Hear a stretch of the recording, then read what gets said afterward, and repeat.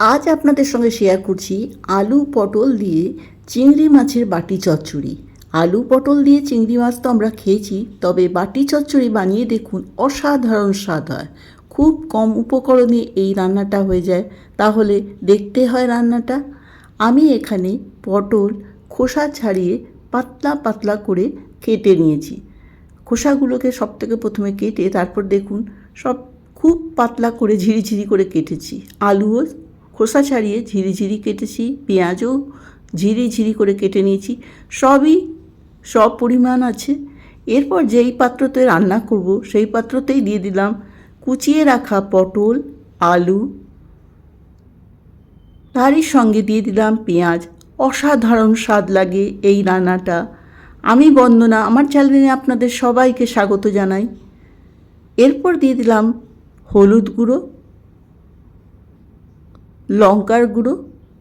লঙ্কার গুঁড়োটা অবশ্যই নিজেদের স্বাদের উপর নির্ভর করে, আপনারা যেরকম ঝাল খান সেরকমই দেবেন। দিয়ে দিলাম কয়েকটা কাঁচা লঙ্কা আর জিরে গুঁড়ো। আমি এখানে কোনো জলের ব্যবহার করিনি, আপনারা দেখুন রেসিপিটা। এরপর দিলাম স্বাদ মতো নুন।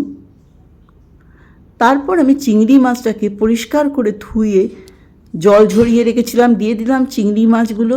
এখানে আমি ছোট সাইজেরই চিংড়ি মাছ নিয়েছি, খুব বড় সাইজও না, মিডিয়াম ছোট সাইজে। দিয়ে দিলাম সর্ষের তেল। এই রান্নাটা কিন্তু অবশ্যই সর্ষের তেলে হবে।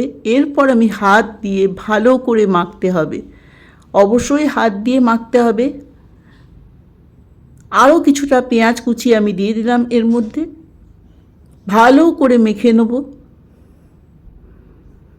তারপর দেব আমি কেটে রাখা টমেটো কুচি। একটা মিডিয়াম বড় সাইজের টমেটো আমি কুচিয়ে রেখেছিলাম, সেই টমেটোটা দিয়ে দিলাম। তারপরেও আমি হাত দিয়ে ভালো করে মাখতে হবে।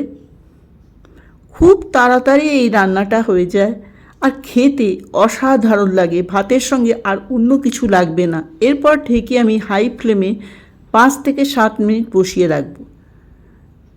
7 মিনিট পর ফিরে এসেছি, দেখুন ফুটতে শুরু করেছে। দিয়ে দিলাম শুকনো লঙ্কা 2-3টে, আর দিয়ে দেবো এর মধ্যে ধনেপাতা কুচি।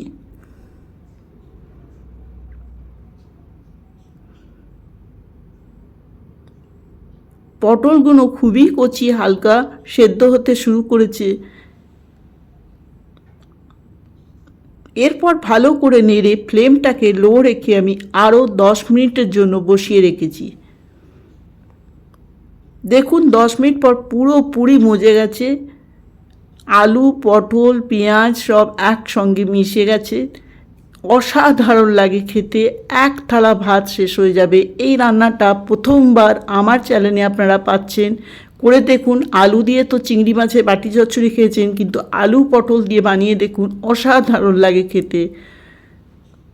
এরপর দিয়ে দেবো এর মধ্যে ধনেপাতা কুচি, আর গ্যাসের ফ্লেমটাকে একদম লো রেখে এটাকে 5 মিনিটের জন্য বসিয়ে রাখবো। উপরে তেল ভেসে উঠবে, তাহলেই হয়ে যাবে আমার চিংড়ি মাছ দিয়ে আলু পটলের বাটি চচ্চড়ি।